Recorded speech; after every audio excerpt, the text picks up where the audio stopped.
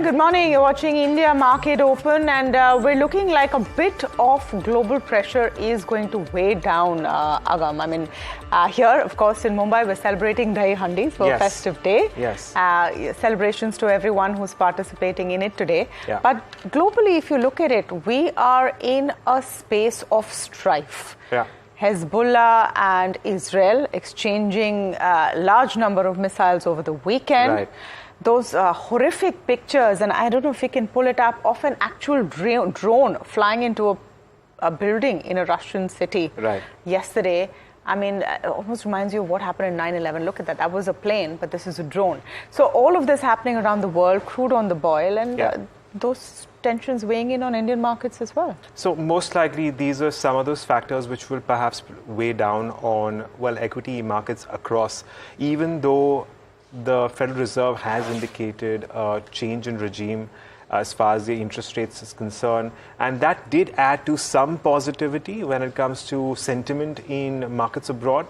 But this is something that does weigh down, and it's going to continue to be volatile on account of this. Yeah, absolutely. I mean, I would say that Fed Chair Powell's, comments was the positive for Monday, but now the reality check is coming in with all of these horrific sort of situations that we're seeing across the world. And that weighed in on Wall Street as well. So let's pull that up. Mixed day of trade. Well, technically, the Dow has closed at a record high at 41,240, but receded from its day's highs. The Nasdaq, meanwhile, was down 1%. Futures also looking mildly in the red. Our own implied open for the Nifty is in the red as well. Not massively, but just a few points odd down, 22 points odd down as we speak. So that concern continues. For the Nasdaq, I think the next big trigger is going to be NVIDIA numbers, and that's become really the bellwether for the entire tech space. So those are due on Wednesday, I think, and that will be key to watch.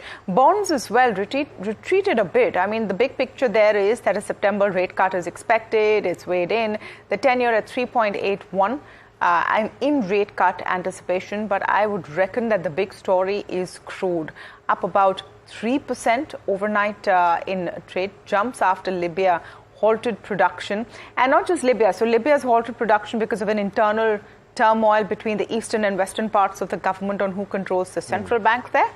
So that was the Libya story. But of course, what's happening in the Middle East continues to keep the anticipation of an increase in crude prices up. There was some kind of some extent of recoveries. That's why you're seeing the NYMEX down less than 0.5%. And Brent, though, is now at 81 levels, just pretty much overnight. So a big sort of jump up there. Asia is also showing bits of that pain. So there is some data expected out of China today that's weighing in. All the Asian markets in the red, not massively in the red, but yes, you are seeing that pressure in. And then look at what's happening. Import restrictions coming in from the US and from Canada on Chinese goods and Chinese companies. Will that hit Chinese industrial production? Has to be seen. So that is a bit of a negative going there. Just to take you through fund flows from yesterday, Agam, and then, of course, you'll set up the trade for today. Yesterday was actually a decent day. We closed just about 25,000, just managed to close tad above 25,000. FIIs bought in, so did DIIs. So that was good. But we reclaimed the 25,000 mark. Will we stay above it today is the big question, isn't it? Yes. So, Tamanna, FIIs and DIIs have bought. And they have bought together for the third straight day, which means that institutions at the moment are turning positive. And I'm a bit surprised because at these levels, institutions continue to buy into Indian equities. Their quantum is not very large, but for DIIs, it's the 16th straight session where they have bought into Indian equities. So it does seem like, you may at least see some strength as far as the action in the markets are concerned. So 25,000, that's the big number that we are watching out for. And it took us about, quite a bit. It took us about a month to come back over the mark of 25,000. Also, the Nifty registered the 8th straight day of gains yesterday. And even though the gains have been marginal on a day-on-day basis, there's still gains. And, we're back trying to test new life highs at the moment. We're not too far away from there. In fact, yesterday we were within a very, very small margin of, in fact, making a new life high. It didn't come through. Today could potentially be it, should we see more strength coming through. On the lower end, of course, we're continuing to see a little bit of a base formation around the 24,800 mark. It's less than 1% away from current market levels, but that is something that we will all watch out for. And of course, on the higher end, now it does seem like a lot of these writers of calls are reducing their positions, if I can say that. And it does seem like the next resistance after the new life high, which is at around 25,078 to be precise, once that gets taken out, we will start seeing traction around 25,200, 25,300 and thereabout. Of course, as far as the Bank Nifty is concerned, again, we have seen that also move above 51,000. That again was one important level, but it also becomes a little bit of a pivot point, over which you actually see the Bank Nifty catapult. But yesterday we saw comfortable closing above that mark. So should we sustain these gains? Should we at least sustain these levels? Even if we don't see more strength on the indices, we could at least expect consolidation around these levels, and that can still bode well for everyone who's long in the markets at the moment, Tamanna. So, just to recap what yesterday looked like, apart from that 25,000 mark, the broader markets were not really that gung-ho. You had, of course, the Nifty just about closed 10 points above the 25,000 mark, the mid-cap recovering towards the end of trade. The small cap also doing okay, about 0.5% up odd, but it was metal stocks and IT stocks which really stole the show. The Nifty Metal Index performing fabulously. Some of those metal counters, Tata Steel, Hindalco, etc., doing very, very well. That will be one to see, because the key push for metals seems to appear from the prospect of a rate cut, and then of course you have demand increasing, maybe some of those China concerns ebbing. And that's why you're seeing metals doing well. Look at Nalco yesterday, 5% up. But to talk about some other stocks that you should look out for today, and on my list first is 2 clarifications and 1 announcement. And the clarifications are interesting because it's both for stocks which got beaten down yesterday due to various news reports which came in. I'll start with Zydus. Zydus Life, after it announced its 50% acquisition of Sterling Biotech, had a rough day, down about 6% at close. And the clarification I found quite interesting, Agam, because they come and say that the stock movement was not because of the announcement of the Sterling Biotech stake. Right. Now, my question is, how does anyone know the real reason for how stock is moving? I mean, the biggest market pundits can only guess, right? We put 2 and 2 together here every day and we decide. But having said that, because there is a clarification, you might see a bump up here. What they say is that the reason that the stock price moved is because of something they've announced recently. They say it's not attributable to the previously announced acquisition. The US FDA has given an approval actually to a company called Teva for a generic of mesalamine. That's a bowel disease medication. Right. And that they think is going to impact their sales. This is something they've talked about in their Q1 con call and communications as well. There is a Citi note out which talks about the impact for their sales in this segment of the US to go down by about 40 to 50%. So that clarification could see some signs of life for Zydus Life today. The other clarification is from Paytm. Now, again, this clarification needs to be taken with a pinch of salt. So yesterday, that stock tanked and then recovered a bit. Actually, it was down 9% at one point yesterday and then about 4.5% because of a story. Actually, NDTV Profit broke saying that SEBI has issued a show cause notice to promoters, including Vijay Shekhar Sharma and their entire board of directors in 2021. We'll get you a more detailed conversation on that as well. But primarily, the issue that SEBI seems to have is that the classification of promoters was incorrect when they went in for their IPO. Vijay Shekhar Sharma should have been classified as a promoter but was not. Hence, his responsibilities, his fiduciary responsibilities were not as much as they should have been, net. So Paytm comes out and says that they've already told everyone this when they disclose their financial results in March 24. They say that these disclosures were already made, so it's not new. We're in regular communication with SEBI and no impact for financial results because of this. Now, having said that, even though they're saying that, oh, we already told you so, the fact that there is a concern of this extent from a regulator like SEBI, following concerns a few months ago from a regulator like RBI, increases the headwind for the tailwind for the company. Sorry, the headwind for the company. So Paytm, I don't think is going to get much of a breather today. Let's talk about Lemon Tree. Lemon Tree is the other one which has a bit of news. The company assigned a license back for an 80-room hotel in Ayodhya. This is soon after they've announced licensing for a 175-room property in Surat. Remember, their quarter results were a mixed bag, but the stock has been doing fine since then. So you could see a bit of a bump up. So Lemon Tree, one to watch. Just to add to that, Agam, I was reading that all of the occupancies in Ayodhya after the initial frenzy when the Ram temple was opened have actually waned. Right. So they're seeing less sort of flights coming in, less occupancies coming in, because there was this whole sort of frenzy at that time at the opening of the temple, and we have to see how steady that demand is for all the businesses that have gone and set up there. Absolutely. But of course, we've had a lot of airline operators also cancel flights on a permanent basis as well, to and fro Ayodhya. But I reckon that everyone who's built infra to a certain extent is also perhaps factoring in a relatively longer term view. And I don't know if it is in fact working out in their favor, but at the moment, yes, things are a bit...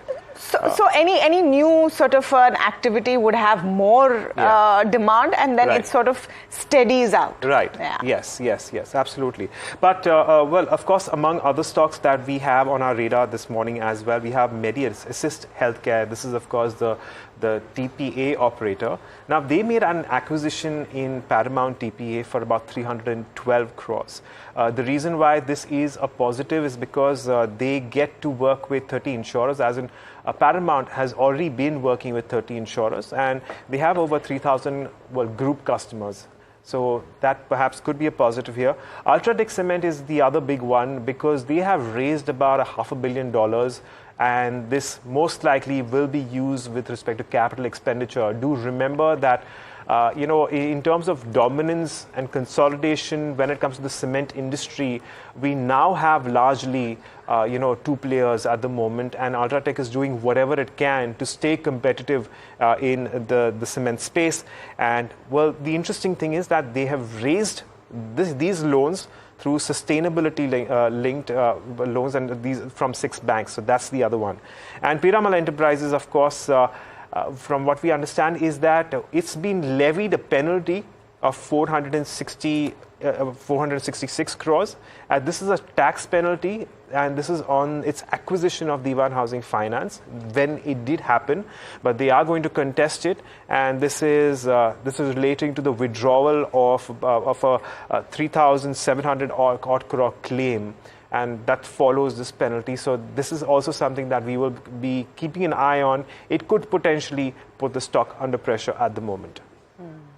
So Piramal, one to look out for. I would just add Aarti. And yesterday during close, this was astonishing, Agam, if you look at what's happening with Aarti Drugs. So they have announced a buyback. Are you seeing that big swing up just a few minutes before close? They've announced a buyback at the price of 900 rupees per share, right? For a stock which was in like 500 odd in the middle of the day. That's why you saw that big spike up. I mean, now the details are still awaited on what extent of allocation people will get, etc.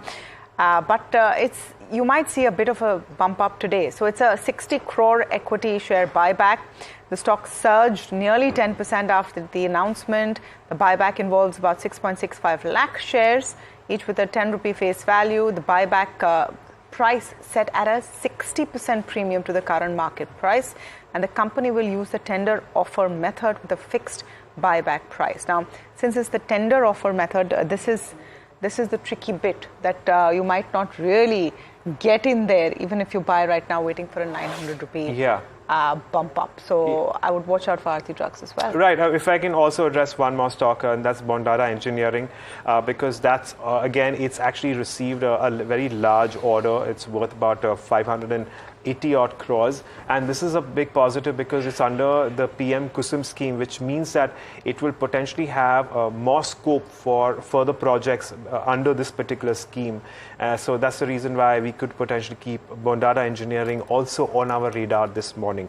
But from there on, let's perhaps get more details with respect to the latest that we have with respect to Medi Assist. And of course, as we've been talking about, how things are panning out there, well, it has made an acquisition worth about 300 odd crores. And, again, the reason why it is important is because every acquisition, in fact, actually leads to an inflow of customers. So a larger customer base, and of course the fact that there will be a certain overlap between the insurers that Paramount works with and those which are associated with Medi Assist, but there's always scope of more insurers coming into the fray, and that's potentially the reason why we could see some more gains there as well. Of course, this is one of the few TPA companies, or rather TPA operators, listed on the Indian Stock Exchange related to the insurance sector. The whole space is buzzing though, Agam, in terms of insurance. Yeah. And the fact that we're a very under-penetrated nation as far as private medical insurance cover is concerned. Right. You have now the government scheme, the Ayushman Bharat government scheme coming in and widening that net a little bit. Yeah. But even if you speak to hospitals and you speak to them during their results, they talk about how the fact that more people have medical insurance has ensured that there's better billings, more procedures which are done, right, and less stress as far as the patients are concerned. But let's come back to the details of that Medi Assist healthcare deal, and Harsh is joining us now to tell us why it's such a big deal and how it will impact the stock. Yes, Harsh? Absolutely. It's a 300 crore rupee acquisition. It's a cash consideration which Medi Assist will be paying out. Fairfax and the promoters, Dr. Nayan, will be part of the selling group. Now, just in terms of what this adds incrementally, it adds quite a bit in terms of market share. The group market share of the combined company goes up to 36% now, which is substantial. And even on an overall basis in retail health, 20% plus is where the market share will stand post the acquisition, which is quite solid overall. It adds, especially the group business, adds quite a bit in terms of market share for the Medi Assist as well as the combined entity, basically. And that will be the key positive, just in terms of how operationally this will work. The other piece, of course, is the fact that how will profitability start to add up for the company. Currently, Paramount has a revenue of approximately 154 crore for FY24. We are not currently aware of where the margin number lies. The analyst con call is ongoing as we speak. And just in terms of where Medi Assist has taken some of the acquisitions they've made in the past, they've taken margins from negative, and I'm talking about EBITDA margins to revenue, from negative to nearly 20%. And these are acquisitions they've made in 2023 calendar year. And therefore, if that is any metric to go by, again, management commentary awaited. We are listening in on the analyst call. But if anything to go by past precedents, if this were to happen, if EBITDA margins were to go towards 20% over the next year or so, and growth of 23% likely on the premiums that Paramount has been earning, technically speaking, you will have this deal valued at roughly 9 times EBITDA 1 year forward. And therefore, likely not a very, very expensive proposition, despite it being a large acquisition for someone like a Medi Assist, because it's a 4,000 crore market cap company acquiring a 311 crore company in cash. So that's quite large overall. Just to put this in context, Harsh, and Medi Assist, of course, because it's one of the few listed players with exposure to that space, does get more attention. But what industry-wise, what is the growth trajectory for this space? Well, overall, insurance has been growing at, late teens is where the growth has been coming through.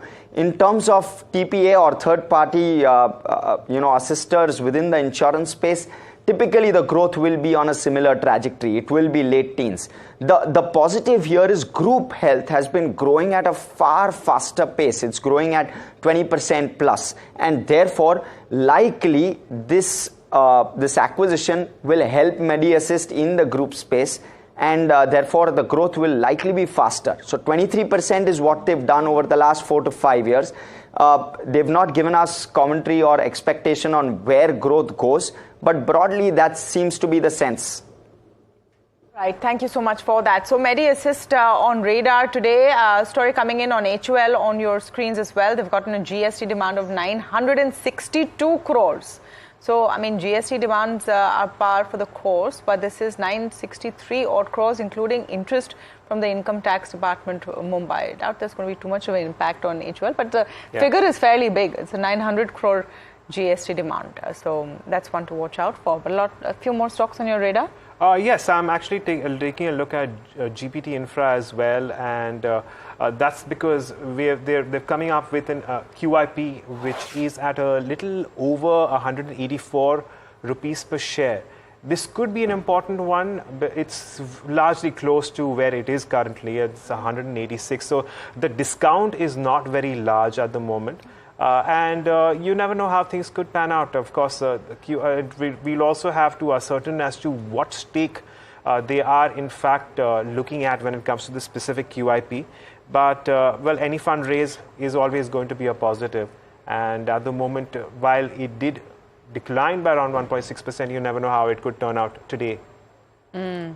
Okay, the other story that we've been talking about this morning is the show cause notice to Vijay Shekhar Sharma, founder of 197 Communications, that's Paytm's parent, and board members who served during their IPO back in 2021. Rishabh joins in with more. So Rishabh, a clarification has come in yesterday saying that, we told you in our financial results that we've got this show cause notice buried somewhere in all of those documents. But nevertheless, is that really going to be enough for the company is the question. And the second is just a little more detail and context of what are the concerns that SEBI has.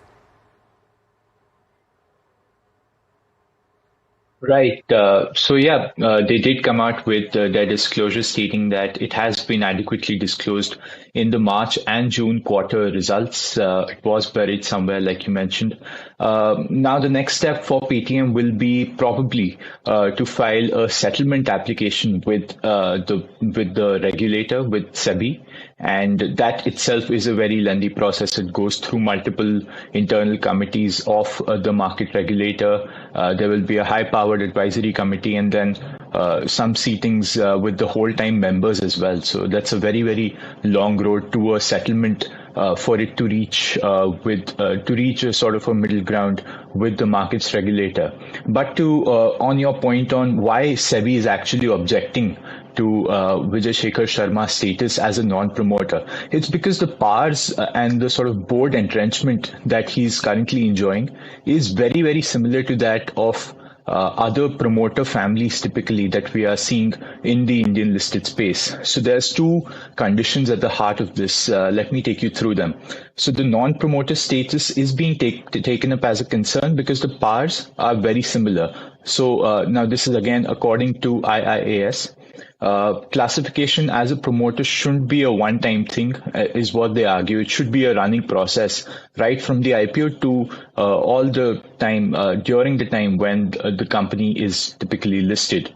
Now, Paytm's articles of association are also such that Vijay Shekhar Sharma will get a board seat if he holds more than 2.5% of stake, as well as, or if he continues to hold an executive position in 197 Communications. Now, this typical shareholding of about 2.5% is low, given that at least 10% is required to convene an AGM to propose a resolution or file for oppression and mismanagement. So that is one point of, that is one bone of contention. The other is that currently Vijay Shekhar Sharma is a non-retiring director on Paytm's board. Right. And of these two conditions, if Vijay Shekhar Sharma is able to meet both, he can nominate himself or another person to the board. So in this way, he could have board permanency, which is very, very similar to the promoter families that we typically see. And it's not typical of someone who's just classified as an employee and not a promoter. Sure. So you have the rights of a promoter, but not the responsibilities. And that's what SEBI is concerned with. All right. Thank you so much, Rishabh, for joining in and giving us more details on that big story. But we have a special guest on the show and someone who the world really listens to. Jim Rogers, veteran international investor, on the show this morning on NDTV Profit. Jim, absolute pleasure to have you on, and thank you so much for joining in. Let's start with your take on what's happening right now geopolitically. We have seen the concerns in Middle East tensions rising. We have seen what's happened in Russia yesterday with the Ukrainian drone, and we know that that is something which is going to be on the boil as well. Crude prices have already spiked. You are the commodity guru. Do you see these concerns leading to a further spike in crude? Well, I'm a fan of your network, as you know, so I'm delighted to be here. Thank you. Yes, I'm concerned about a lot of the things I see. If you go back in history, things like this often happen, and then they lead to big, big problems. And we have a lot of small worries, small wars right now.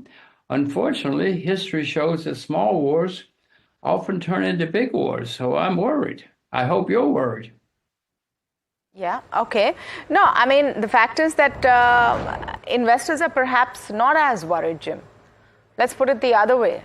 There are two wars which have been going on for the better part of a year, and equity investors have shrugged it off.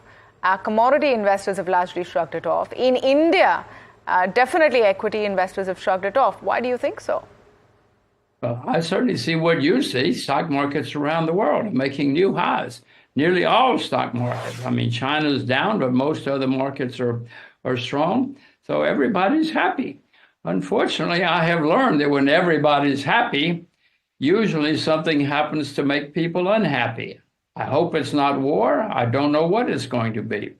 But the United States, all stock, well, even China, I mean, even Japan. Japan was down for nearly 40 years. And even Japan is making new highs, has made new highs. So I like that everybody's happy, but I also worry when everybody's happy.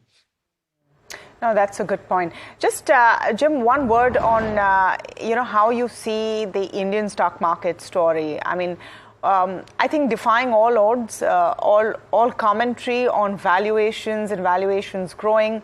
What is the India story from where you sit? Well, from where I sit, I'm ecstatic. For the first time in my investing career, it seems that Delhi wants people to be successful, wants people to make money.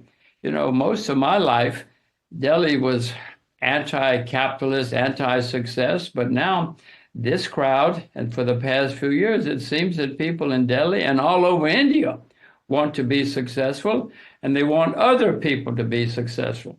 It is a very, very exciting time for me watching India because I have never seen this kind of period, this kind of attitude in Delhi.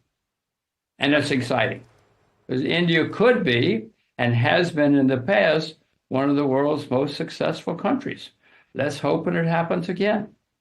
Right. Jim, markets in the US are also up and about with the expectations of a turn in the interest rate trajectory.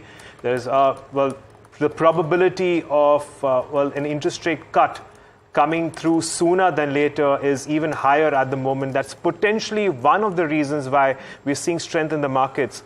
That said, valuations do seem to be high. What is your own assessment of the US markets and how are you dealing with them and in them?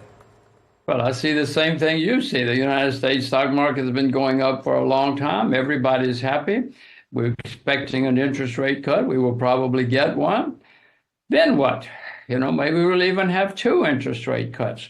But the United States stock market has been going up since 2009. That's the longest in American history that we've had a long period without a problem. Maybe it's going to go on forever. In Washington, they say, don't worry. Everything is okay. When Washington says, don't worry, I worry. Right, fair enough, Jim. So in that case, should we assume that you wouldn't be most comfortable remaining completely invested in the US markets, and you would perhaps also advise to stay in cash to a certain extent? Well, I am not invested in most stock markets around the world now because I can see so much happiness, so much exuberance. I don't see excess yet. I don't see any reason to start selling short yet, but it's starting to happen. I mean, we're having serious exuberance in many countries, and that often leads to excess, over-exuberance, hysteria, and then people should sell short. I am not selling short. I'm certainly not selling short India. I don't have India on my list to sell short. Other places like America or even Japan are more likely candidates for selling short when the time comes. Are you long India? And if so, I mean, you give us the broad picture that government, in your view, is now backing the India growth story, but more specifically within India equity, what is it that you're liking, and are you long India? I am not long India. I'm embarrassed to say I missed this whole move. I've invested in India several times in my career, but I missed this move. I see what's happening. I'm embarrassed. I wish I were there, but all I can say is I missed it. But don't worry, I've missed many investments in my life. I know there will be more investments down the road. Okay, so if I take that forward, you're saying you missed this move.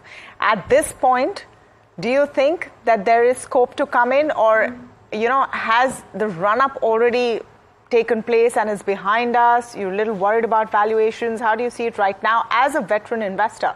Because people watching this program right now want to know how Jim Rogers looks at the Indian equity story. First, I want to tell you I make many mistakes in my life. I've made many mistakes in my investing life. And you want to hear about my first wife? Oh, my gosh, what a mistake that was. So I make many mistakes. I have missed many stock market moves in my career. I've certainly missed the Indian market. I'm embarrassed because I've invested in India many times in my life. And here, finally, Delhi has the right attitude. And I missed it. I watched it. I see it happening, but I've missed it. And as far as I'm concerned, I don't like to jump on a moving bus. If you jump on a moving bus, sometimes you get hurt. Okay, that's interesting. Just a couple of points more, Jim, and we talked about crude. I want to get your view on gold as well. Gold has, in uncertain times, become one of the big success stories of this year. Do you see that up move continuing, and where do you see crude going? Well, I own gold. I have owned gold for many years. I own silver as well. I am not buying either right now, but if I were buying one, I would buy silver. I mean, silver is down a lot from its all-time high. So if I were buying one today, I would buy silver. I'm not buying either. But if either one of them goes down, I hope I'm smart enough to buy more. Okay. Thank you so much, Jim, for speaking with us. Always a pleasure to hear from the veteran international investor. I just want to say one thing that I learned about gold and silver from India markets.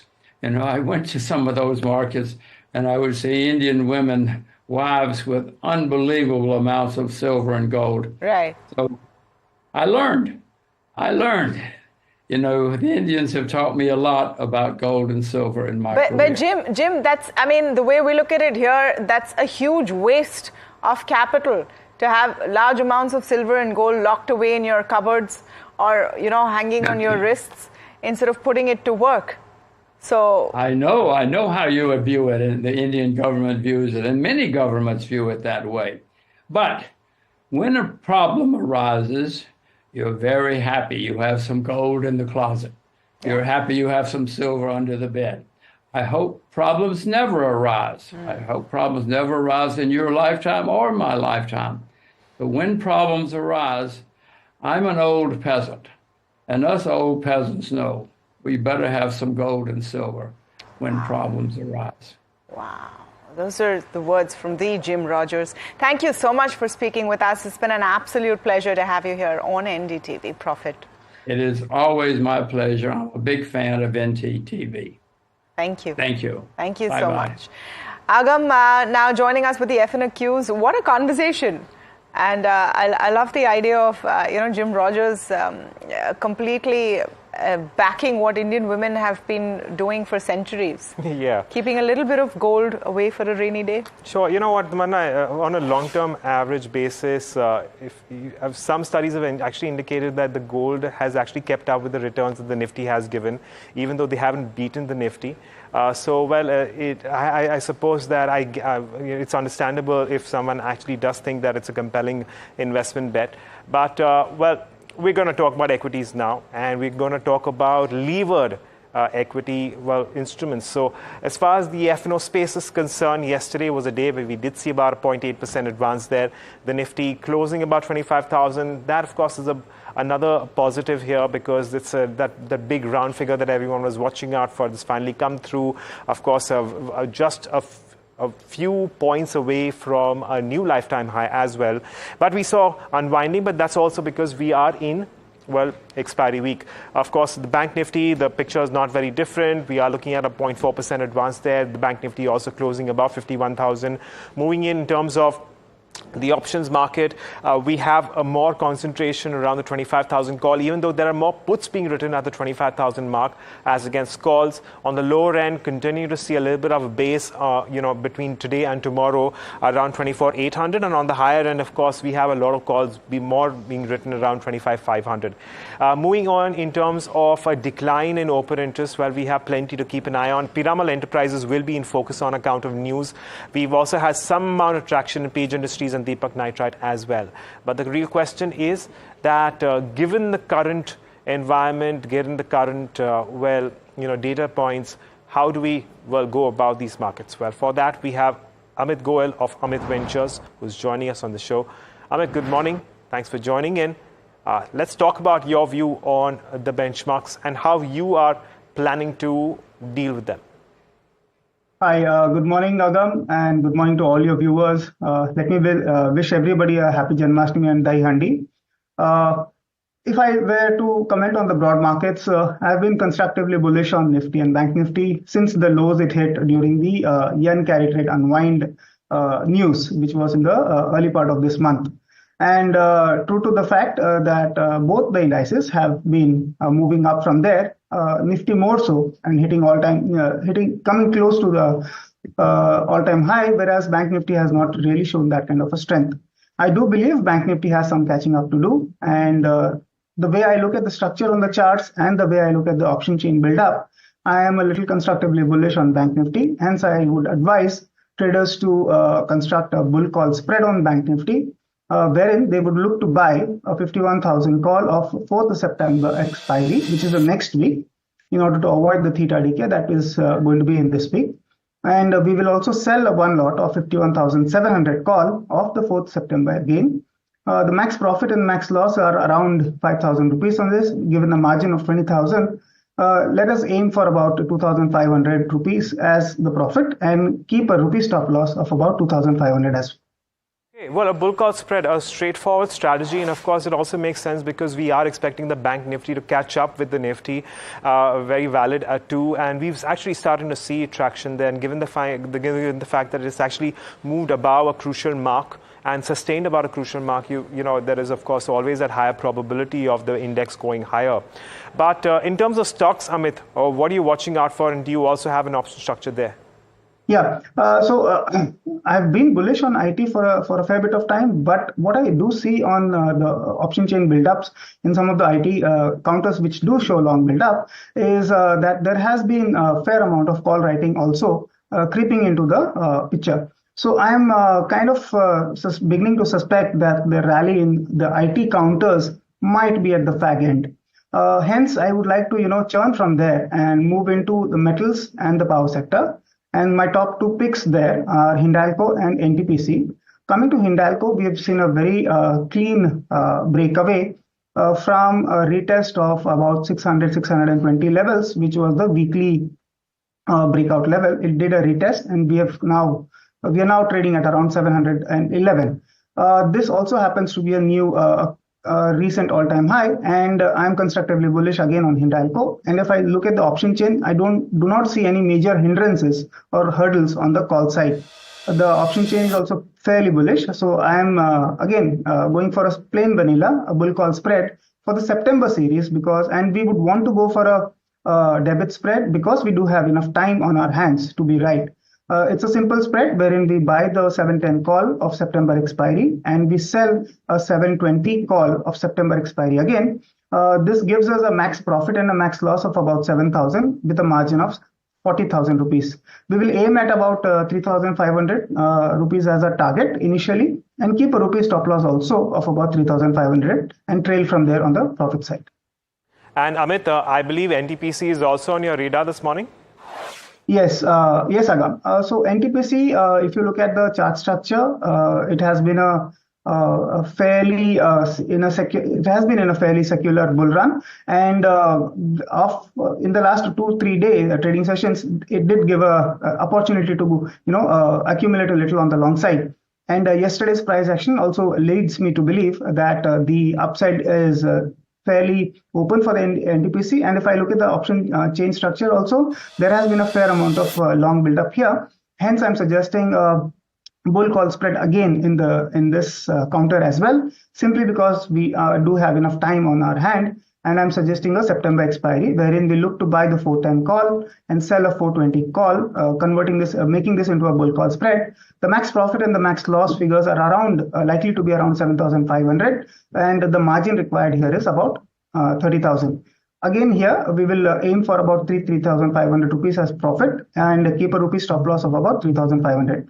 We will trail the profits from about 3,000 rupees to garner more profits because I am structurally bullish on this counter as well.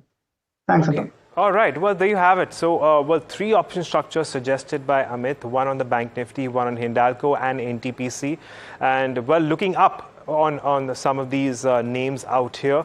Amit, thank you so much for joining us and taking us through your views as well as helping us with a handful of option strategies to work with. With that, it's back to you, Tamanna. All right.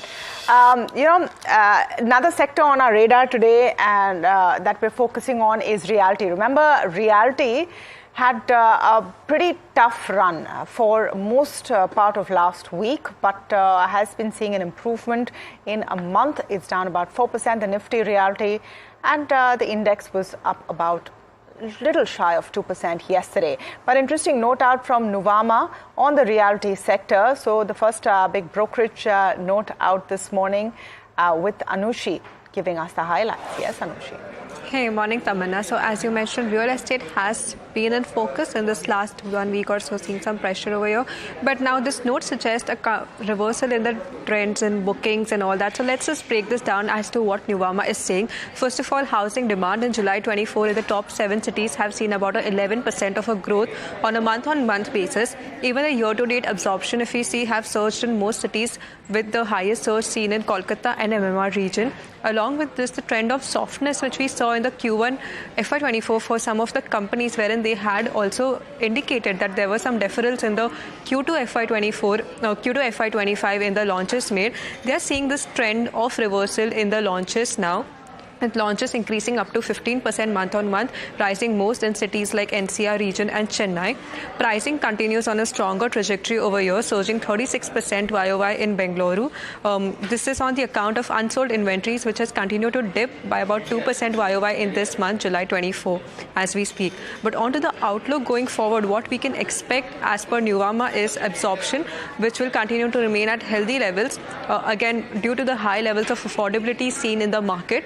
Launches, while the July month has seen some pickup, will remain contained due to the liquidity constraints that the industry is currently facing. So that remains on a watch out for by comparing it with the last year's performance. Also, what they have emphasized here, and this is an important one, is they believe that this is a good opportunity to enter into real estate companies with as the current valuations are in a favorable space. So a good outlook for medium-term perspective if you are looking at Prestige Estates, Brigade and Sobha continue to remain as top picks for Nuvama. So this is the roundup that we are seeing some of the trends that have been emerging in terms of launches, absorption, pricing, inventory, and what are their top picks over here. Okay, So focus on real estate as far as Nuvama is concerned. We'll see if real estate has another good run. But let's tell you what's on the watch list today in terms of stocks that might have a move up. KPI Green, definitely one of them. And here's the NDTV profit watch list for you. They have an LOI for a 13 megawatt project. GPT Infra QIP coming in at 183.3 rupees. Lemon Tree, they have a new Ayodhya 80-room hotel. HCL Tech has seen a renewal in its agreement with Xerox, and Medi Assist is buying the Paramount TPA for 312 crores. Yes? Of course, more stocks on our radar. We also have Vedanta, where there is a deleverage plan for 30,000 crores. Cash to deleverage, of course, that's what they'll be using out for. It is a cash-rich company. Zydus Life, with its clarification based on what the news flow was yesterday. Of course, the stock had taken a knock yesterday, but so wait and watch how it turns out today. AU Small Finance Bank, where we understand that there is a big block deal coming through. So FinCare has sold stake, and Morgan Stanley and DSP have bought that stake in AU Small Finance Bank.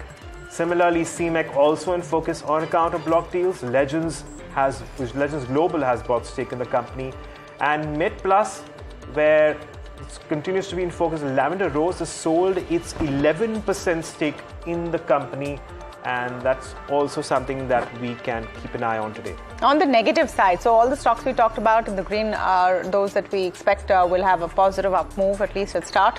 Piramal Enterprises, on the other hand, the company's unit has been penalized for 466 crores. And Paytm, while it's given a clarification, the regulatory overhang continues. So those are some of the stocks that could negatively react today as well. But let's bring in views from Rajat Bose, a research analyst, and Sunny Agarwal, head of fundamental equity research at SBI Cap Securities. Very good morning to both of you, and thank you so much for joining in today. Rajat, let me start with your take after we've seen 25,000 levels hit and sustain yesterday on the Nifty. Do you see that up move continue, or are we now going to see pressure today? Say the up move is likely to continue because we are very close to the all-time high that was 25,079.60. Now we are headed for that level. Once that is taken out, 25,115 would be resistance. This is a projected Fibonacci resistance, and once that is taken out, the next zone to be watched out for would be 25,350 to about 25,500. As of now, at least from a technical point of view, I do not see there is any problem as such. And we haven't tested our 200-day exponential moving averages, that is Nifty or the Sensex, while the other major indices in the world, they have tested the 200-day exponential moving average. So by virtue of this feat, that is, we didn't go below the 50-day moving average. The bullish strength is far greater out here, and bulls have enough money. They're going to buy there, and there are lots of stocks that look pretty good. Okay, what would be the top picks this morning, Rajat, from your perspective? From my perspective, there will be a metal stock and there will be a software stock. The software stock you just mentioned a bit earlier, HCL Tech. HCL Tech looks really good. It has given a breakout, and now I would put a stop loss at 1689, and HCL Tech is headed for a good move up, 1767 and 1799. The other stock is a base metal stock, that is Hindalco. I would say that Hindalco looks really good. I would put a stop loss at 703, and the targets would be 720, 725, and 729. So both these stocks are buy calls, and I expect they are really going to perform well. In fact, software as such, be it engineering R&D software companies or software services companies, they are likely to do well. Most of them are looking pretty good. That is the kind of scenario that I see. All right, Sunny, good morning to you as well. We've seen some positive traction on oil exploration companies, ONGC, Oil India, even a relatively smaller company like HOEC has been gaining a lot of traction. What's the way forward here? What's your assessment on these companies? Yeah, good morning and thanks for having me on the show. Definitely, I think basically two triggers for all these upstream companies. One is the increase in volume. So we are seeing a new well discovery as well as a rehabilitation of old wells. Case in point HOEC, where in Assam we are seeing a new well which is likely to get commissioned soon. In the case of ONGC and Oil India, I think the volume of gas is something which is pushing the earnings. At the same time, the recent increase in gas prices is something which is acting as a positive trigger for ONGC and Oil India. At the same time, crude oil has slightly increased from the bottom of $76, $77 to $80. So I think the prospects are bright, trading at a reasonable valuation. We continue to remain bullish on oil upstream companies as well as downstream companies like HPCL, BPCL, and IOC. Because what we have seen is that the GRM, Singapore GRM has bounced back from the lows of first quarter, and at the same time, refinery throughput is something which is likely to be maintained in this quarter. So I think even downstream companies like HP, BP, IOC look good at the current juncture. Everyone's going to have Paytm on their minds as well yet again, because we've actually started to see some strength, and it does seem like news now it's dampening the sentiment just a tad bit here. Notwithstanding the latest issues with the promoter classification when it comes to Vijay Shekhar Sharma, how are you assessing the business of the company? I think Paytm is something which is again a work in progress. So post these regulatory changes which has hurt the business of Paytm, I think it will take a quarter or two for the business to get realigned and start throwing the number. So I think I would like to remain neutral at the current juncture on Paytm, and will wait for the new strategy to play out in terms of earning growth.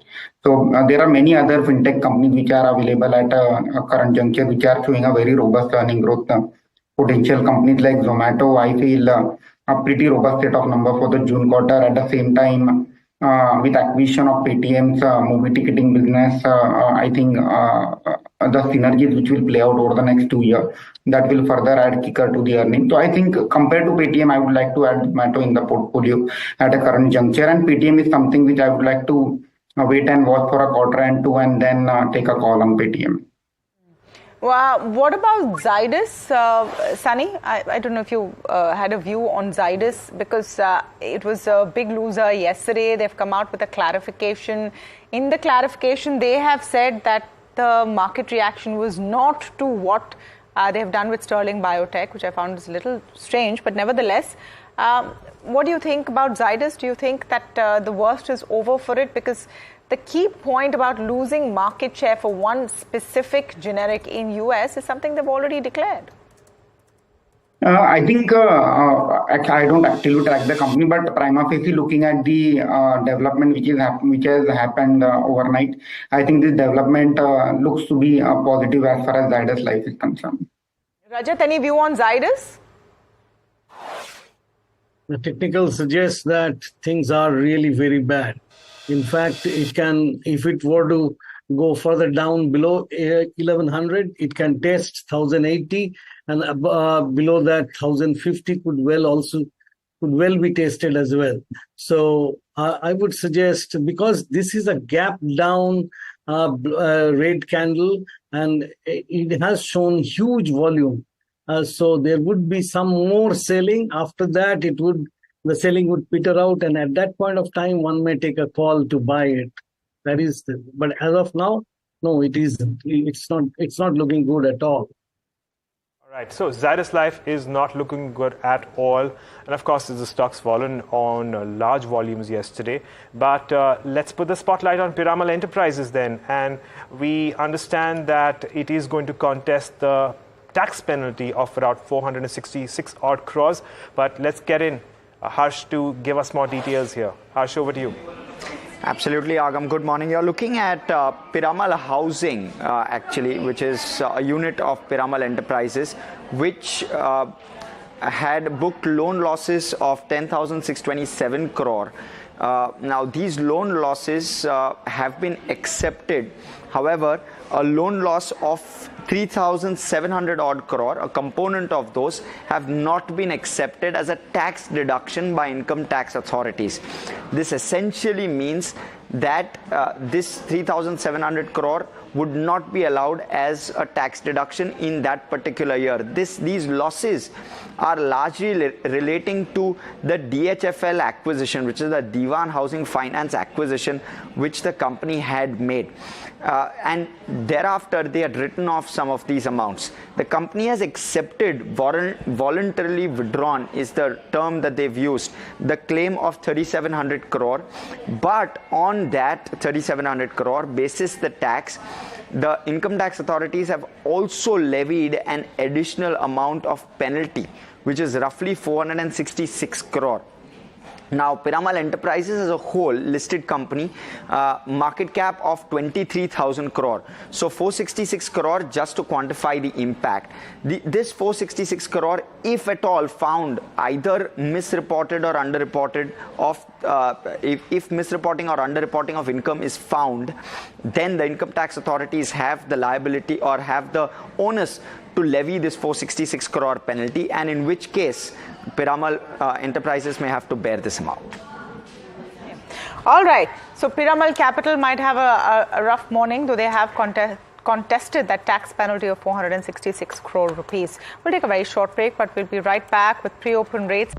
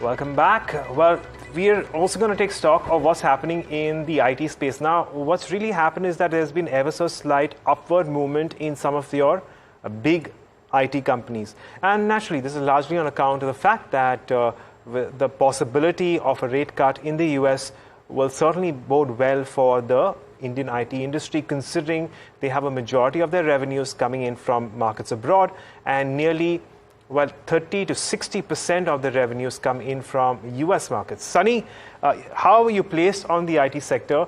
Is there an opportunity based on the valuations at which they're currently trading at? Let's talk about the frontline names.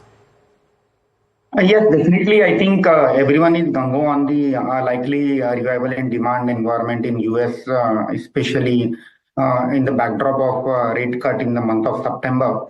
And at the same time, I think the commentary during the June quarter results were also positive. At least the worst is over for a frontline company in terms of demand environment. So I think again they are confident and hiring plans are back.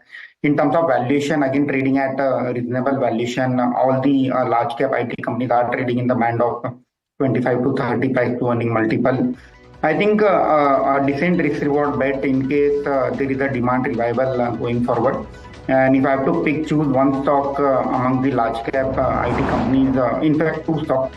One is definitely Tech Mahindra. I believe the worst is over for this company.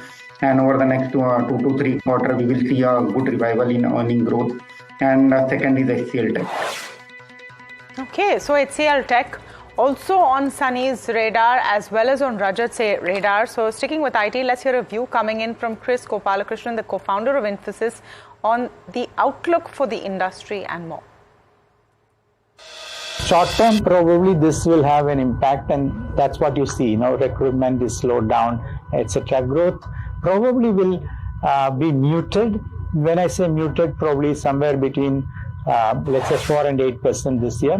But in the medium to long term, I'm very optimistic about the industry. Clearly, there should be more clarity. I believe that these models will have to be explained to the government. The government will have to then come up with proper ways in which to assess these companies, their business model and things like that. I believe that industry bodies like CII, NASSCOM will take it up with the government and find a solution. Okay, and HCL Tech having a pretty good morning. All right, the pre-open rates are in. Just let's take a look quickly at what's happening. Indices are doing decently better than what the implied open had indicated. So you have the Nifty 0.25% up in the green. HCL Tech is the winner, at least in the first few minutes, the first minute of pre-open trade. TCS, Wipro all doing well.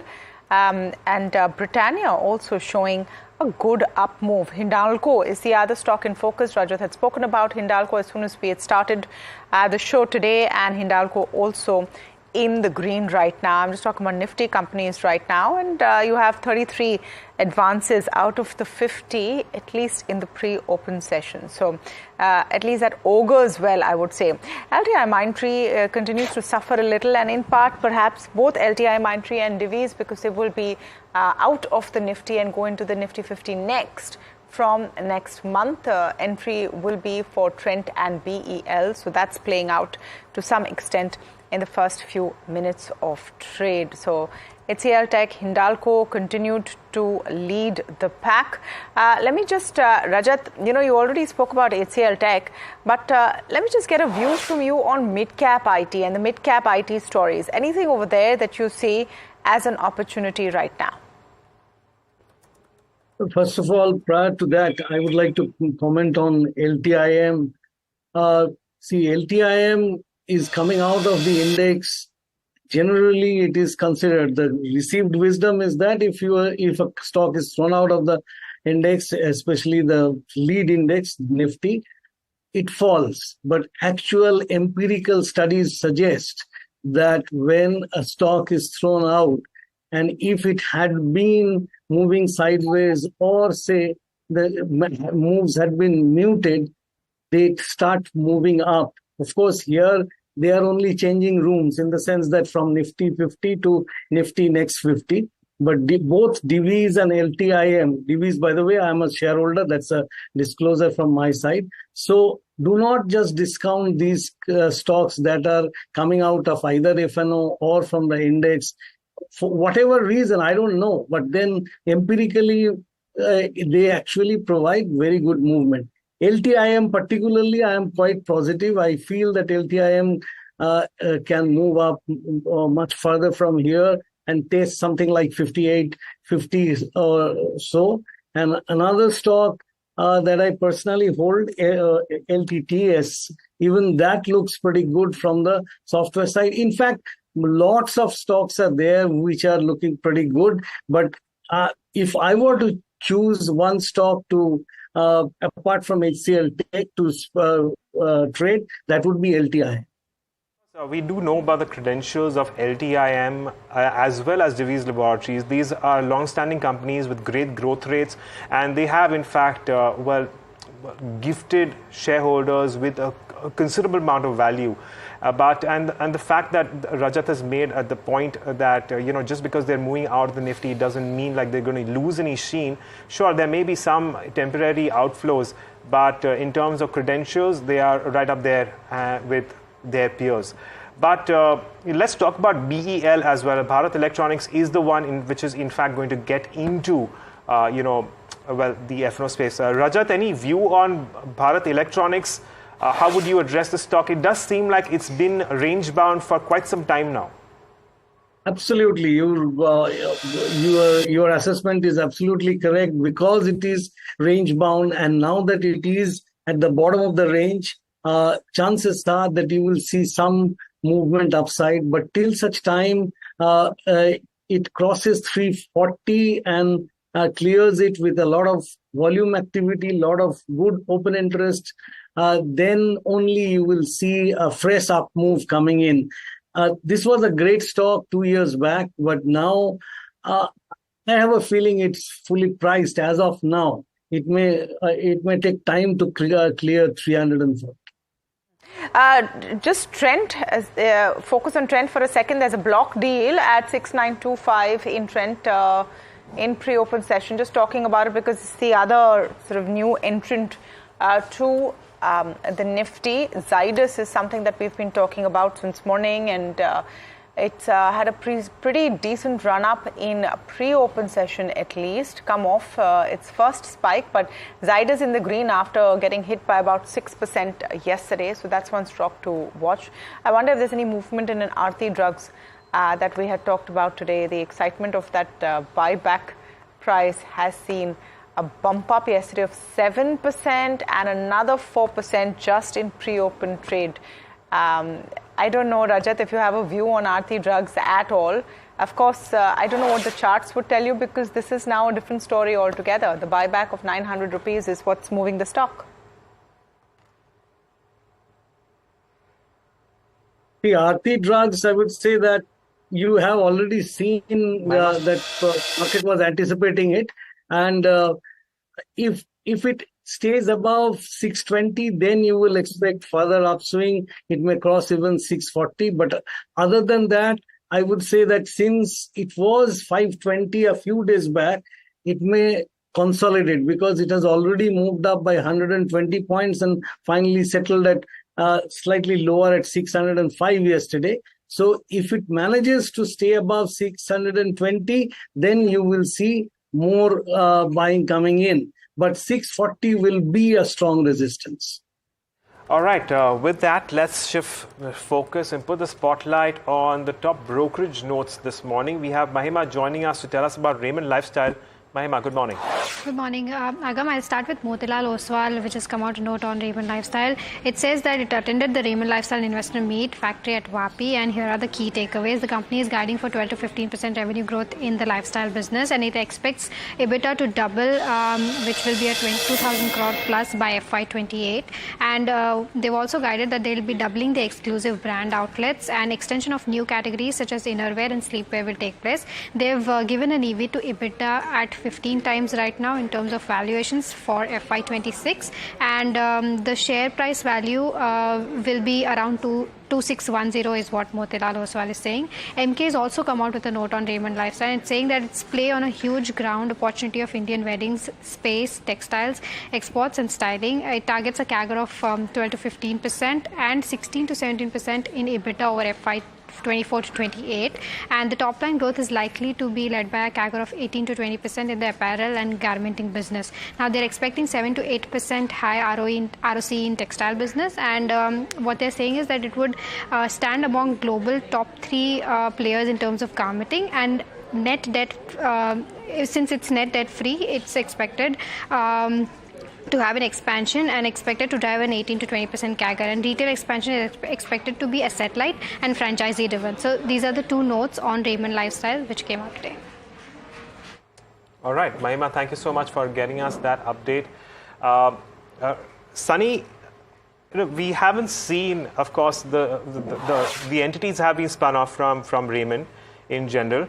But how would you perhaps go about both Raymond Lifestyle as well as Raymond Realty going forward? And would you, in fact, allocate fresh funds to both or either of these companies? Yes, I think we are constructive on both the businesses, especially lifestyle business, which has been doing pretty well. And at the same time, there is a huge scope in terms of real estate business at their Thane land parcel.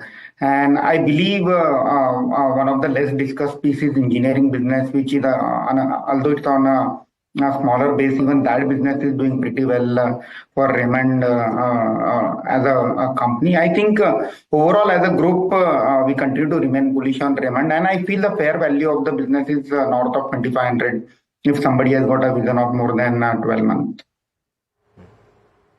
All right.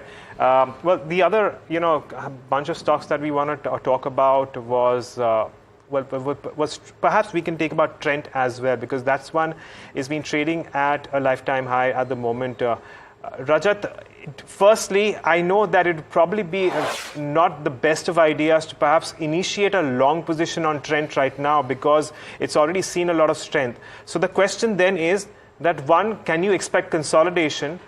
And two, could there be a possibility of perhaps a correction at this point in time? Well, last year, November, I think it was around 2,000 or lower, and now it is 7,000. So it has been on a tear, and it has been a one-way traffic. Hardly, except for a sideways correction around March, April, it has been moving up. So a consolidation is par for the course.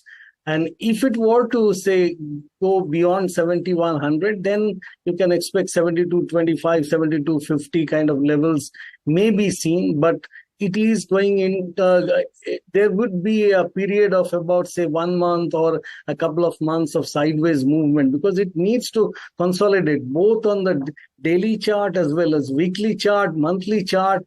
It is showing a parabolic rise. And parabolic rise, if it continues this way, I think those who would be entering new, in this case, the funds and others who have to buy because it is getting into the Nifty, there will be a serious correction going forward in this. Because I don't know at this juncture whether fund managers would be really loving to get into it.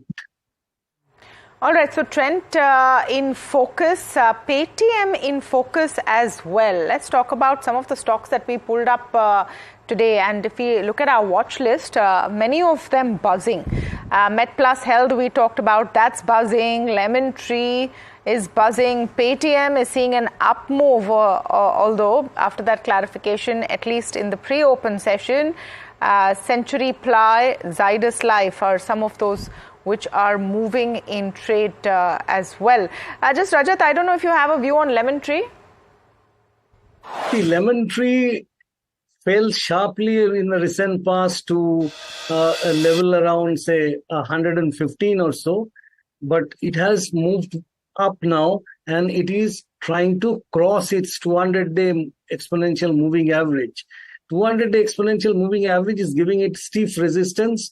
If it manages to get past that 132 mark where this 200-day moving average is there, and it crosses even, say, 140 or so, then it would get into that range-bound mode, which it had been. It was 130 and 150. That was the kind of range it traded for a couple of months or even more.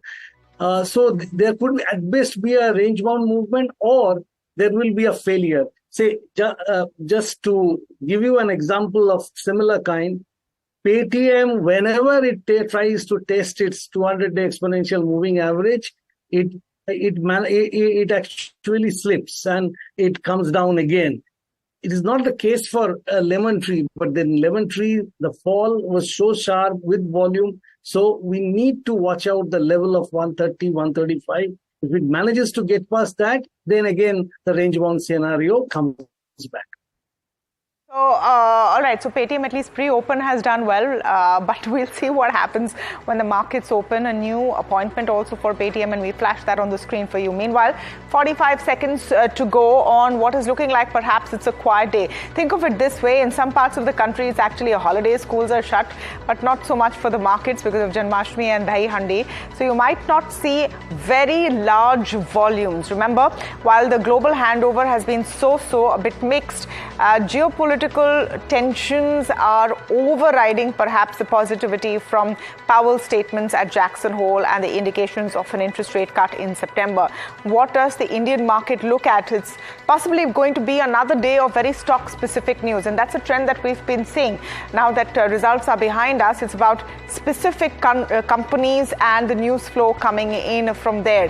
So the first rates in. And remember, the implied open was talking about a negative start. That's not what we're quite seeing.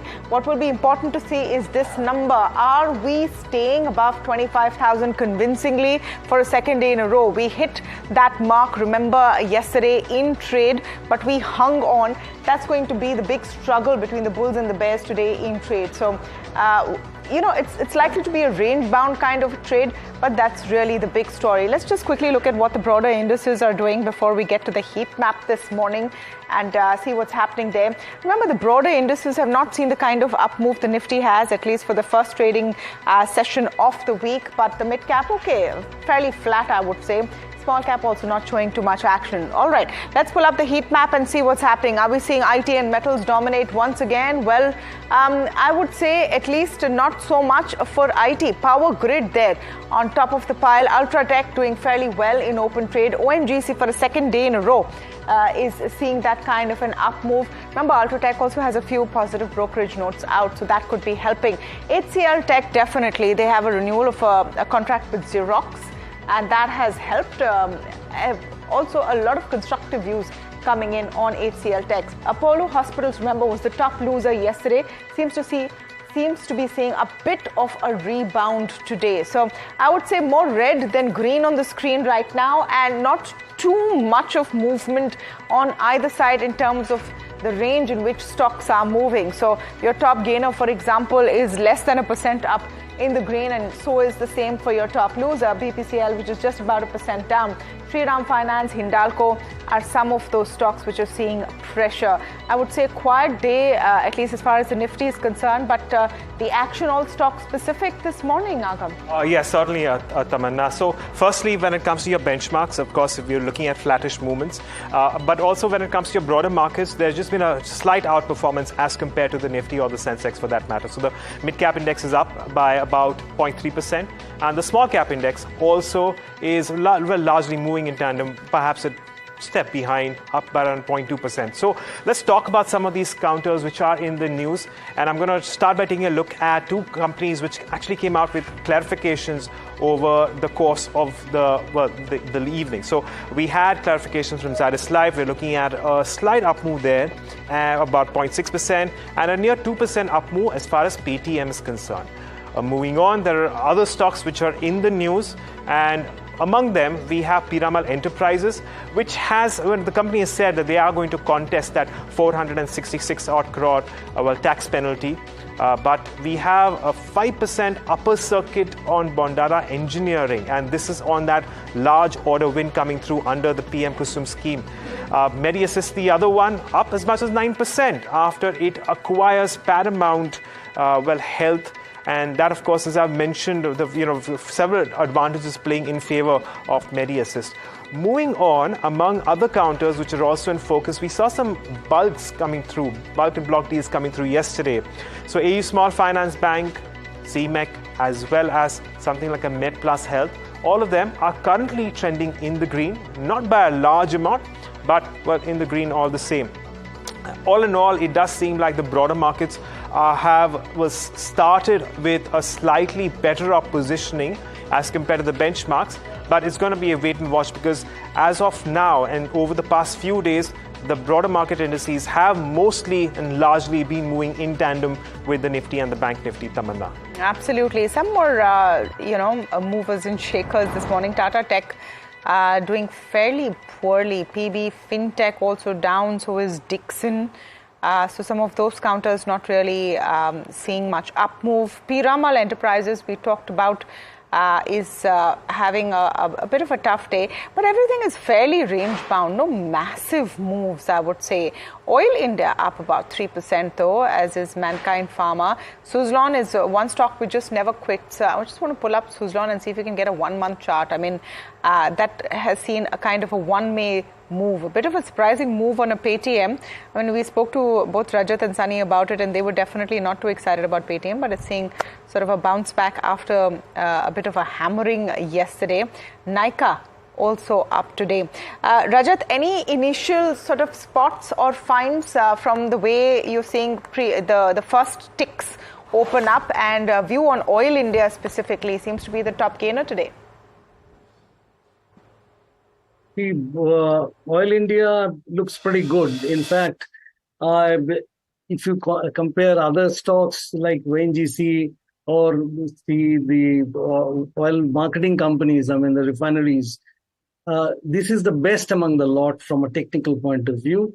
It is, I follow a simple thing, that is simple setup, 9-day exponential moving average and the upper band of the Bollinger Band, 2 standard deviation. I use 20-day moving average. So it's a 20-day Bollinger Band and the 9-day exponential moving average. And now it is hitting the upper end of the band, and it is likely to continue further. So what I would say is that Oil India can go up from here. 736 to about 738 would be the next level to watch out for. And once it crosses that, 750 might be reached. And keep a close watch on LT today. There is some activity. I sense it might actually move up. In L&T, Larsen & Toubro? Yes, L&T. L&T, Larsen & Toubro. Okay. Rajat senses there might be some activity today. So let's see if that spidey sense works. Thank you so much, Rajat, for joining us. Always a pleasure. Thank you, Sunny, for speaking with us as well. All right, we're focusing on Shyam Metalics. I mean, the stock was the talk of the town all of last week after a UBS note not only initiated coverage with a buy rating, but gave a target price of 1,200 rupees on the stock. So you saw a fair bit of run up. Well, profit booking this morning, but what we're interested in knowing is what the company's plans are. So Brij Bhushan Agarwal, the Vice Chairman and Managing Director at Shyam Metalics, joining us now on the phone line. Mr. Agarwal, a very good morning to you, and thank you so much for speaking with us here at NDTV Profit. I think the key question really for investors and viewers this morning is, what are you doing differently? So UBS, for example, in its note, which I'm sure you've read and spoken about at fair length by now, is excited about the backward integration that you have managed versus your peers. Tell us your strategy behind that. Yeah, good morning. If you see, Shyam Metalics is a very different company. Like, as a metal company, I would say we are into aluminiums, we have invested into stainless steel, apart from that, specialty alloy, and the carbon steel, which is a normal steel. So, with this kind of a different metal product mix, we have de-risked our business, and we have also created an opportunity in each and every metal space. If you see, on the specialty alloy, like today we are making, almost a very different alloy, and most of the alloy what we make, we export in the international market. In the aluminium sector, we had been focusing more on the battery foil and the specialty foil, which is used in the defense, and which has a major export market. And we are one of the pioneers in the foil today in the country. And the foil what we manufacture is completely a different metallurgy and a completely a different product. So going forward in the aluminium as a specific sector, we are going backward integration. We are going to make our own raw material, foil stock. And we are also tripling the capacity of the foil, which will help us to cater in the larger market of the EV, making the battery bodies and other material as well. And also the automotive and the railway sector, where the latest concept of the in the metal is, how just on that point, Mr. Agarwal, question there. Do you have any exposure and visibility to this space right now, EV manufacturing and batteries? Yeah, because a lot of battery projects are going to be commissioned by 26. Okay. And we have done all the protocol tests, approvals and agreements, with the esteemed customers for kind of a marketing tie-up for the battery foil. So what is the kind of order size you're looking at? And I assume initial conversations are on. You have a figure sort of earmarked of what kind of revenues you would generate from this space in year one, which is 26? In the presently, we are just entered into the aluminium just a couple of years before, and by 26, 27, we will be doing decently. We'll be crossing a revenue of close to around, more than 2,500 crores in the aluminium.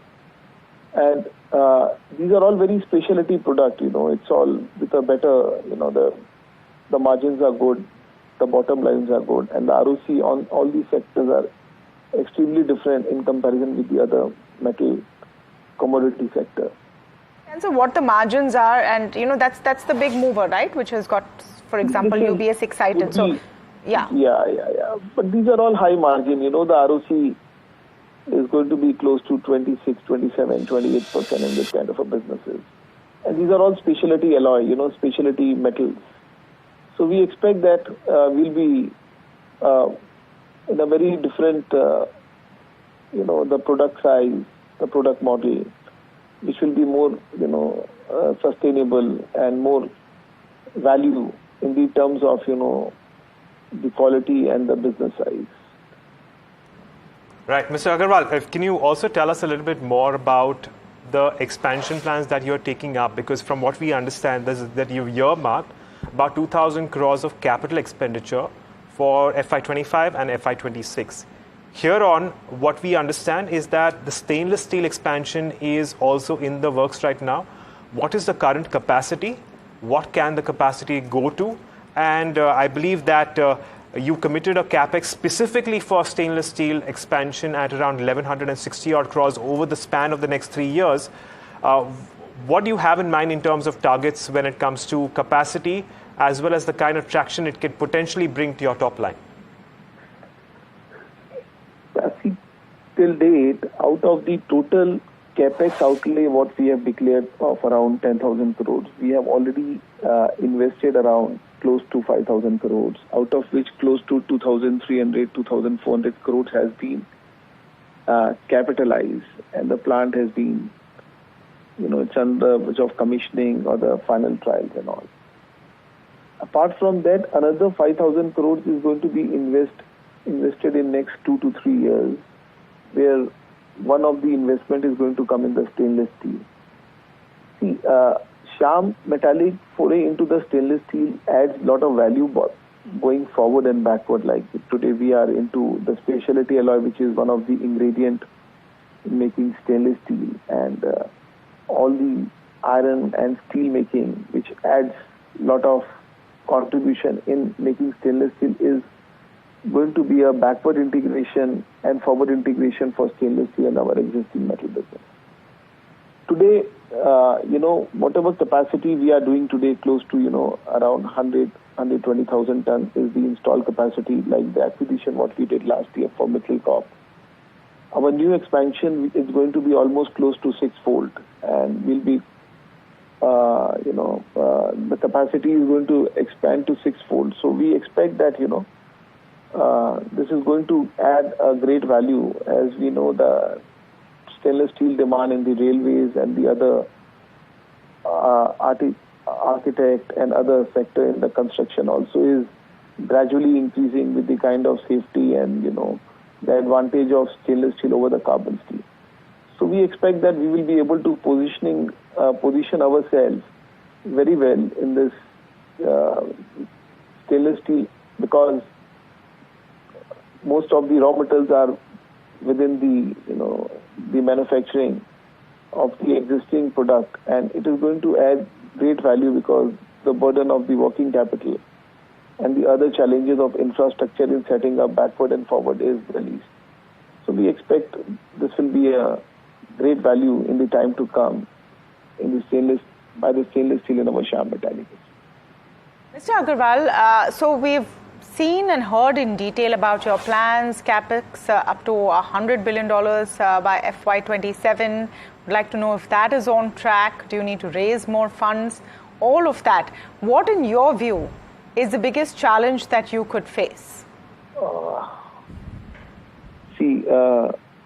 With the kind of positivity, with the kind of country demand and our prudent approach, like you see, in last 3 years, we have almost more than doubled the revenue. Our EBITDA has almost 2.5 times what it was 3 years before when we launched the IPO. So, honestly speaking, I don't see any challenge or any kind of difficulty because as on date, whatever capex has been outlay is been planned from the internal accruals. And apart from that, we have a lot of cash in our company which will be utilized for the expansions. So presently, I don't see a major challenge, and I'm quite optimistic, and things are within track, and we'll be able to deliver what we have targeted. Okay.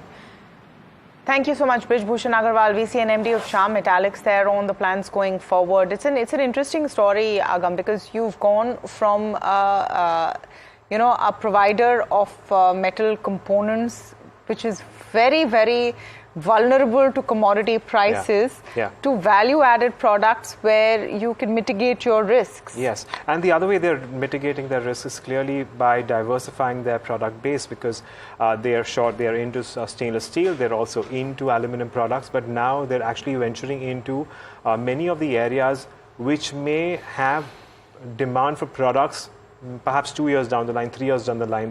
The fact that the management is taking those steps to make sure that they are in the right place at the right time at that point in time, of course, is the reason why someone like a UBS has assigned a 70% upside. Of course, this was based on prices last week. Since then, it has, to a certain extent, consolidated, but there's plenty of traction on the upside. Even when the company had listed about a few quarters ago, and we do know that it was very well received in terms of its IPO, and since then it has gone from strength to strength. It has shown up in terms of its earnings as well, but I'd reckon that given the kind of plans that they have going forward over the course of the next 2 years, we most likely will see that growth that Mr. Agarwal is talking about going forward. So Shyam Metallic, one which is on the radar. Just let's take a quick look at what's happening in the markets right now. In the red mildly on the Nifty and the Sensex, but just about 20 points or down. Sticking to that 25,000 mark is proving a little bit of a challenge this morning. Let's see what's working in the broader market side. JSW Infra stands out for sure. The whole metal space is one that has seen an up move after a fair amount of time. So let's pull up the Nifty Metals Index as well and see what's happening there. And yeah, that's one of the indices on the green. In fact, let's pull up the whole host of sectoral indices to give you a sense of where the markets are going. And Nalco is the top gainer over there, followed by Ratnamani, in copper, etc. But let's pull up the sectoral indices as well to give you a sense of where you are seeing some kind of move over here. Pharma is up, so a bit of a defensive play. Let's see the pharma components. Is it more than just a Zydus which is giving an up move to pharma? JB Pharma doing well today. Mankind, Alchem among those stories. The two, I would say, Agam, the two clarifications have worked for both companies, so fundamentally nothing has changed since yesterday. So I find that very interesting in the way investors look at these companies. Yes, and of course the latest to join this sector is Agam Drugs. They came out with the earnings which seemed mixed to positive. If we can also pull up Agam Drugs and see how that one is trading currently. Okay, so today it's not doing too much. If we can also have the last 7 odd days in terms of how the company is done. Of course, it's very recently listed. So it actually hasn't done very well. Yeah, and, it's 24% down. Right, and of course this is 24% down, but it had a very strong listing, and it does seem like after the initial listing pop, some may have been forced to either take profits off the table, and in many cases even perhaps book a loss. But that's how it is for the pharma sector in general as well. Now, I was briefly alluding to Divi's Laboratories, which is in fact moving out of the Nifty 50 come September 30th. And while it may see some outflows, of course you'll have plenty of ETFs holding the Divi's Laboratories, plenty of index funds holding Divi's Laboratories, and that will eventually lead to some amount of the outflows coming through. But there's no question on the credentials of the company. The fundamentals are fairly stable. Whether or not the valuations are compelling at this moment is a completely different question. But when it comes to largely governance, largely the quality of the earnings of the company, that has always remained stable and has rewarded shareholders from time to time. And that's also the reason why it's been a multi-bagger over the course of the last 10 years, 20 years, ever since, of course, the company came into play. So that's as far as Divi's Laboratories is concerned. On the whole, of course, it continues to consolidate for now. And as is the case for BEL, which is going to be the other entrant in the Nifty 50 as we move in come September 30th. The other story this morning, Agam, is what's happening with, I would say, OMCs. And the reason, of course, is obvious. You've seen crude prices jump a fair bit overnight. HPCL, BPCL feeling that pressure, not so much Oil India. Oil India, on the other hand, perhaps will benefit from it, which is why you're seeing ONGC also up and Oil India up as well. But for HPCL, BPCL, it's not great news because, you expect that even if crude prices do go up, there are limitations to what the downstream players can do in terms of retail fuel prices at the pump. So that pressure might build in. They already had a bit of issue with, windfall taxes, etc. So those are all down in the red today. But if I look at an Oil India, if I look at ONGC, remember ONGC already run up for different reasons yesterday in trade as well. But Oil India doing okay. All right, let's shift focus to an interesting corporate conversation for a stock which has been buzzing a fair bit. We're talking about Caplin Point Laboratories. Vivek Parthiban is joining us. He's the Chief Operating Officer. Now, the reason that there's been a buzz in this stock and for the company is because their subsidiary has cleared the Brazilian health regulator's inspection, which unlocks access to a new market. A little about Caplin. It's a manufacturer of APIs, finished formulations with presence in LATAM, Africa, USA, and other nations. And Vivek is joining us today. Very good morning, Vivek. Great to speak with you here in the show. Let's start by understanding what this Brazilian health regulator nod means for you when we say it's unlocking access to a new market. How large is that market? How is Caplin poised to make the most of this opportunity? Sure, thanks. As you know, Caplin has a large base in Latin America. In fact, close to 82% of our revenues currently come from LATAM. And Brazil is by far and away the largest market in Latin America, right? So ever since we had our strategy to expand into the larger markets of Latin America, such as Mexico, Brazil, etc., we've been targeting this approval. Of course, Brazil is quite complicated. It's not one of the easiest markets to enter into, but getting past ANVISA inspection is one of the first steps and one of the most important steps for us to get access to this market. Most of the products that we're developing in recent times, we're developing them for a global launch. Of course, US being one of the prime targets for us, and an extension of those markets, Brazil is going to be an important piece for us. What is the size of the potential market, Vivek? Yeah, in terms of North America and South America, if I'm not wrong, Brazil is probably top 2 or top 3 after the US, right? So the potential is incredibly large. Obviously, what suits to us, what are the areas that we are going to be targeting is important. And for us, injectables and ophthalmics are the first level targets, and oncology piece is the next one that we're going to be aiming at in the coming few years. Which is what I'm asking. What is the size of that market for you and the potential that you have penciled in when you've got these regulatory approvals for injectables and ophthalmics? Of course, I can't get into specific numbers because it's a dynamic space, right? So it is the generic ballpark, just to get a sense of, how big is that potential and how tough is that market to break into? Yeah. So our business in LATAM is over $200 million, and that is from the smaller markets of Latin America, such as Central America, like Guatemala, El Salvador, Nicaragua, Chile, etc. Now, if you look at Brazil as a whole, it is larger than all of the current markets where we're operating in combined, right? So obviously, it is an incredibly large market, no doubt, but it is also complex because there's a lot of incumbents there. There's a lot of local manufacturing. And there are also some multinational companies that have made their mark in the earlier years as well, right? So it's not going to be, value accretive in the absolute immediate few quarters, but 2 years down the line, we can start to see ourselves creating a presence out of Brazil. Right, Vivek, you mentioned that about 80-85% of your revenues come from Latin America. I reckon that Brazil is your largest market there. And the first quarter, of course, has seen a bulk of your growth, which is about 16% growth on a year-on-year basis for your revenues. A bulk of that is on account of your, new launches on injectables as well as ophthalmics. One, your view on whether or not, what kind of launch trend can we expect? And secondly, are there newer areas that you're also looking at when it comes to those markets? Yeah. So we don't have a presence in Brazil at this point. When it comes to Latin America, the unique thing about our company is most of the revenues that you see today are from the smaller markets of Central America and smaller markets of mainland South America, right? So obviously, as we evolve as a company, we want to be getting into the larger markets in LATAM as well. And Brazil and Mexico are going to be important pieces in that. Having said that, on the launch side of it, what are going to be the targets? We are growing in three directions, I would say. Number one is our expansion in the US. We are creating our own front end in the US today. In the next 1 to 2 quarters, we will start to see some revenue coming out of our own label being launched in the US.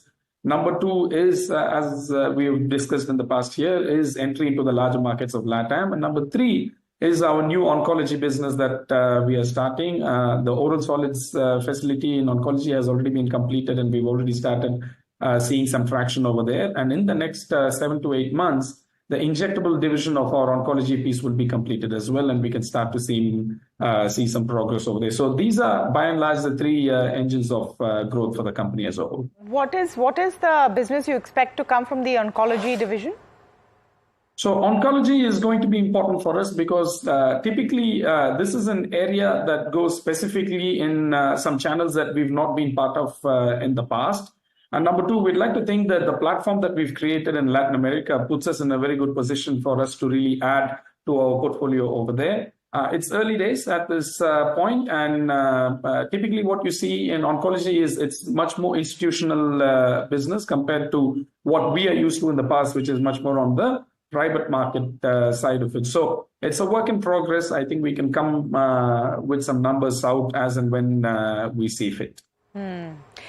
So LATAM is the big focus, US is the big focus. Just in terms of US pricing, price attrition has been a bit of an issue. Vivek, wanted to know your view there. Are you seeing this issue ease? How is it working for you? So in generic business, pricing is always going to be a challenge if your business model is also generic, right? So we need to be a bit unique when it comes to our offering to the market. We need to be a little bit unique when it comes to how we position ourselves as an entity in the US, right? So taking a leaf out of our Latin American business, what we want to do is we want to focus a lot more on the marketing and distribution aspect of the US as well. So that's why we are launching our own label over there. I mean, we've made public statements that we're not going to be targeting the top 3, top 5, wholesalers and buyers in the US. We want to be trying to occupy the niche outside of these spaces, which is what we've done in LATAM, and it's worked out very well so far. So pricing will always be a concern, but the business model differentiation is much more important for us as a company, and we're in it for the long term. We're not really looking at what pricing it is today and what it's going to be in the next few quarters, right? We need to be unique rather than work only on a pricing level itself. All right. Thank you so much, Vivek Parthiban, COO at Caplin Point Laboratories, talking about what is a fairly big announcement for the company. Yeah, some of that priced in the stock as well, but now access to the Brazil market. Remember, LATAM is about 80% of their revenues, and Brazil is the big one over there in the LATAM region. So they now get to foray there. Of course, it's a little more complicated than that because it's highly competitive as well. But the stock up about 2% up today on Caplin Point. All right, so we've talked about stocks and specific stories all morning. We have an interesting conversation now with Deepak Shenoy, founder and CEO at Capital Mind. Many of you would have seen him as a regular on NDTV Profit. If you are following him on social media, then he's quite famous, I must say, for all his tweet threads on anything that is newsy and buzzing, has a view on everything. But Deepak, we are going to be seeing you in a new avatar as running a mutual fund. So are we going to see more muted responses from you on all things that are newsy? Well, not all, but I think I'll have to slow down on the specific stock instances and so on.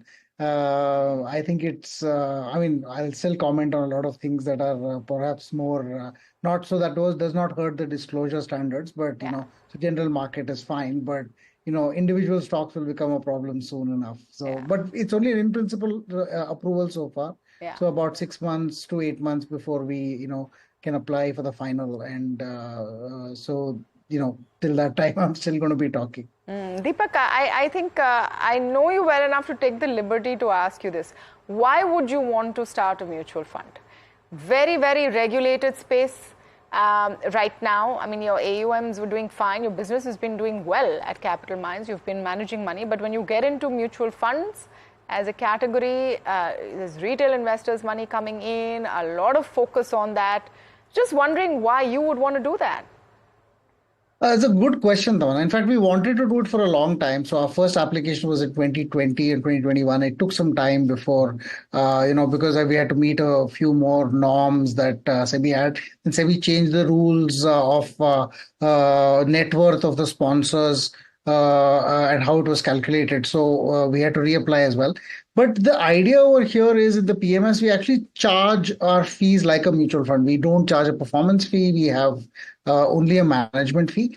And we've been able to generate a fairly good return for our customers over the last 5 years. But we can only serve customers here who give us at least 50 lakh rupees or more. But our strategies can, take any kind of investment by definition. It's not like, we need 50 lakhs per person to be able to make those investments. But we are able to, we've scaled the technology to a point where it is possible for us to deploy any amount of money that's incoming. It's also beneficial for customers because mutual funds are more regulated. So there's a lot more regulatory comfort that customers will have compared to a PMS. Not that PMS is less regulated, but it's there's a difference in the level of regulation. And we've tried to keep up to those standards in the PMS as well. In terms of releasing a daily NAV to, we're one of the few PMSs, probably the only PMS that does that publicly. We also try to keep to the standards of ownership and all the other concepts that mutual funds have as well. But the regulatory landscape increases. However, you're able to serve a much larger section of society compared to a PMS. So, what would be say 1x? Deepak, altruistic motives for the larger good. Which motives was this? Altruistic motives for the larger good. Is that why you want to go into an AMC? It's going to make us money. So let me be absolutely clear about that. I don't think I'm going to do this for altruism. I think it's better to do something that's good for society with a profit motive in mind than to try to do it with an altruistic motive. But I think, there's a lot more business in that business than in the PMS. Okay, just one more before Agam comes in. How are you going to be different? I mean, it's a crowded space. Everyone's coming in. There are now global players who want to come in for this very purpose because, the average Indian household is more open to mutual funds than it was ever before. That's now the big size out there to conquer. How are you going to be different? Yeah, it's a good question. I wish I could give you those more concrete answers, but in this business, if you reveal any part of your difference, then somebody else will become that different before you are.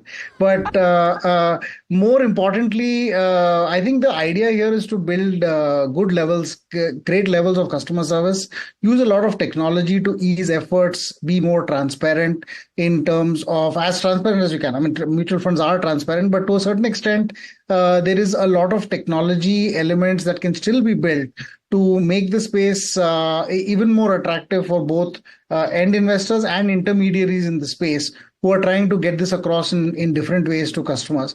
The product innovation is probably not as easy because SEBI has kind of defined what exactly you can do in each kind of product. But I think you can still have a solution orientation where your products actually help customers do certain things rather than just tell them, no, invest in mid caps, So there is actually, there's got to be both. There's got to be something that's for people who want to invest in mid caps, but also for people who are looking at more like solve my problem rather than just tell me to invest in mid caps. So I think that is the kind of thinking we are bringing to the table. And of course, with the PMS, we can't do so much in terms of debt. It's not efficient, tax efficient for customers to do it. It adds a little more tax efficiency if you do debt as a mutual fund and probably the hybrids layers of the mutual funds as well, which again, none of this is new, but I think we'll try to give it a different touch, a capital mind touch, add more of our commentary and thought processes inside. I'm sorry, I'm not being very clear, but it's too early to be clear. Deepak, let me perhaps reframe this question. You guys were the few of the first people to adopt factors like momentum into several of your schemes, and it does seem like the industry in general is warming up to considering using factors in the way they go about allocation of funds.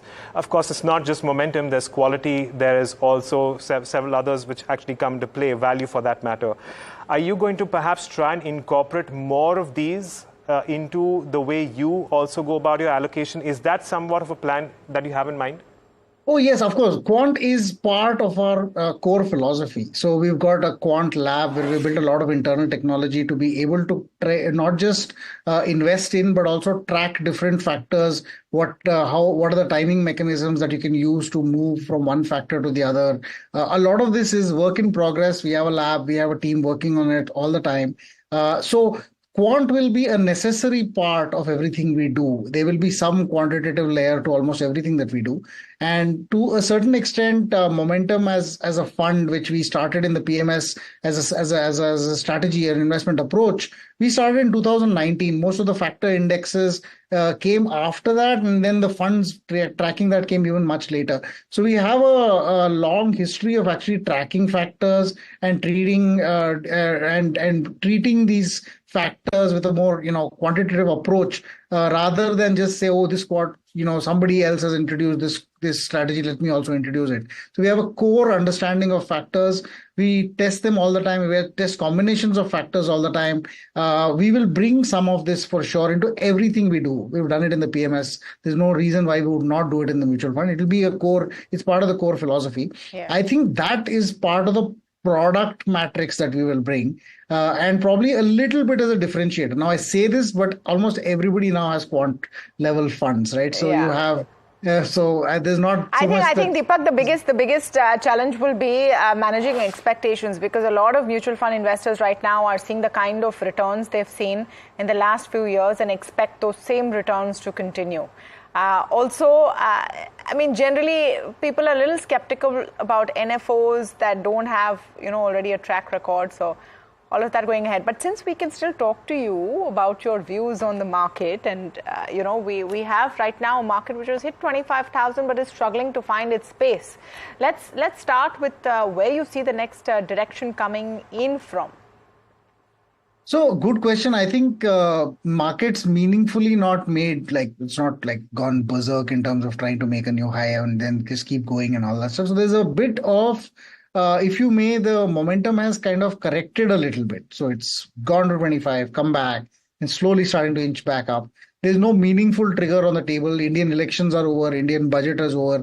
The bad news about the elections has come. The bad news about the budget has come, and we're still high, right? So we're also seeing a US election coming soon. I think one of the states goes for election soon. So politically and geopolitically, there are events that are likely to happen going forward. I think India is driven currently by fund flows and liquidity. Both mostly internal. So there's the SIP crowd that is continuing to invest. There are mutual fund managers and other fund managers like us who are looking at trying to get new opportunities to invest because our customers are giving us money and asking us to invest. So we're looking at new opportunities as well. So these fund flows tend to be a stabilizing factor when the fund flows are strong. It's usually when fund flows go away is where you have a market crash, and that's very difficult to estimate. So I would say in the near term, I don't see any negative factors. In fact, what's pleasing me is the fact that everybody's, worried.